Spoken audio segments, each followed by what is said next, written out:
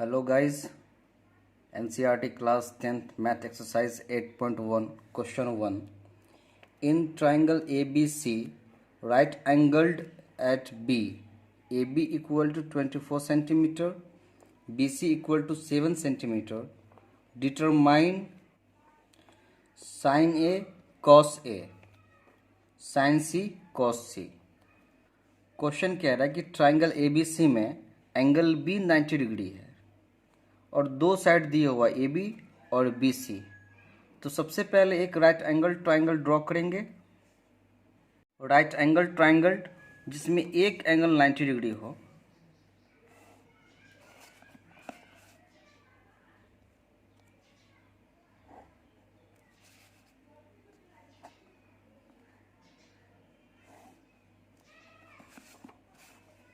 Angle B 90 degree, angle B 90 degree, ABC, AB 24 centimetre, BC 7 centimetre. Right angle triangle में जब भी दो side दिया हो और तीसरा साइड निकलना है तो यहाँ पे पाइथागोरस थ्योरम काम करता है। एक चीज़ हमेशा याद रखना है कि पाइथागोरस थ्योरम सिर्फ और सिर्फ राइट एंगल ट्राइंगल में ही काम करेगा।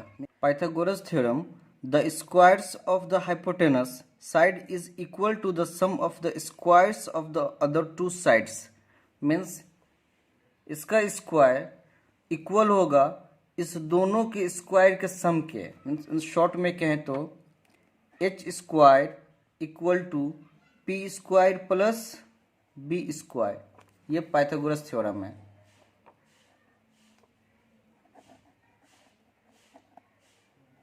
Pythagoras theorem,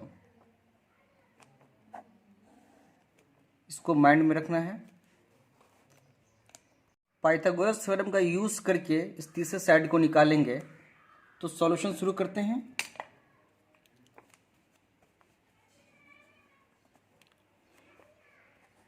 in triangle ABC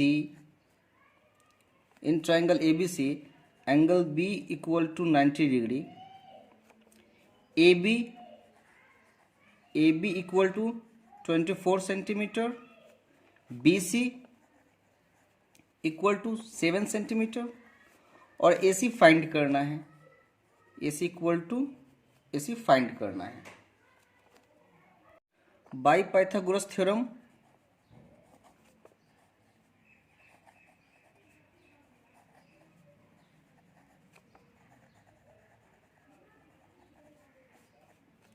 AC square equal to AB square plus BC square. AC square find करना है तो ये एज इट इज रह जाएगा। AB square, AB means 24 square plus BC 7 square. AC square as it is 24 का square होता है 576। 24 को जब स्क्वायर करेंगे तो 576 प्लस 7 का square 49। AC square as it is 576 को जब ऐड करेंगे 49 में तो 625 आएगा, 625। जब AC का स्क्वायर यहाँ से हटाएंगे तो इस साइड रूट आ जाएगा, 625 अंदर रूट। याद रहे हमेशा, इसको हमेशा याद रखना है कि जब भी स्क्वायर इक्वल टू के इस साइड से इस साइड ले जाएंगे तो रूट चढ़ जाएगा। तो AC इक्वल टू अंदर root 625, AC equal to root 625 का 25 होता है। 625 मीन्स होता है 25 इंटू 25 अंदर रूट 25 का स्क्वायर अंदर रूट, स्क्वायर से रूट कैंसिल हो जाता है तो 25। ये ऐसा शॉर्ट में होता है। AC equal to 25 centimetre. AC निकालना था, AC 25 सेंटीमीटर। अब क्वेश्चन की तरफ चलते हैं। नंबर 1 में कह रहा है कि sine A cos A। Sine A cos A. अब साइन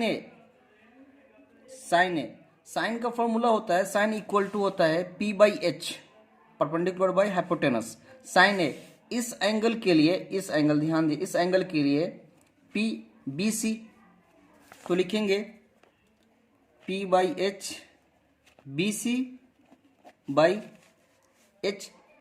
एच जो वो हमेशा 90 के अपोजिट होता है, एच हमेशा 90 के अपोजिट होता है, तो एच होगा AC BC 7 by AC 25। Cos A का फॉर्मूला होता है base by hypotenuse. Cos A इस एंगल के लिए बेस AB, इस एंगल की बात हो रही है तो ये इसका बेस हो जाएगा। हाइपोटेनस 90 के अपोजिट होता है इसलिए AC AB equal to 24 by AC 25। Second point,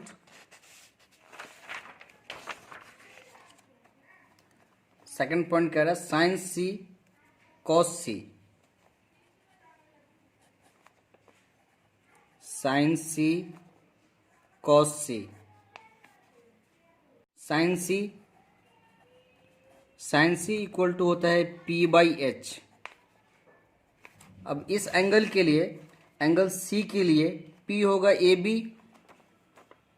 AB और H होगा AC, 90 के opposite AC। AB 24 centimetre by AC 25 centimetre. Cos C equal to होता है B बाई एच। कॉस C इस एंगल के लिए BC, H 90 के opposite AC। BC 7 by H AC 25। ये आंसर हो गया। क्वेश्चन बहुत ही इजी है, फिर से देखते हैं इसे। इसमें दो साइड दिए हुआ है, जब भी राइट एंगल ट्राइंगल में दो साइड दिए हुआ तीसरा साइड निकालना हो तो पाइथागोरस थ्योरम का यूज करेंगे। पाइथागोरस थ्योरम है hypotenuse square equal to perpendicular square plus base square. ये फॉर्मूला का यूज करेंगे। इस फॉर्मूले का यूज सिर्फ और सिर्फ राइट एंगल ट्राइंगल में ही यूज करेंगे। तो यहाँ इन ट्राइंगल ABC में दो साइड दिए हुआ तीसरा साइड निकालना है, तो पाइथागोरस थ्योरम यूज किए तो तीसरा साइड निकल गया। तीसरा साइड AC 25 सेंटीमीटर हो गया। उसके बाद ये ध्यान देना है इसमें कि एंगल, जब भी इस एंगल की बात करें, एंगल A इसकी बात हो तो परपेंडिकुलर ये हो जाएगा, बेस ये होगा, और हाइपोटेनस जो हमेशा वो 90 के अपोजिट रहेगा। जब इस एंगल की बात हो तो बेस ये होगा, परपेंडिकुलर ये होगा, हाइपोटेनस हमेशा 90 के अपोजिट होगा। ठीक है, एक बार इसका स्क्रीनशॉट ले लें।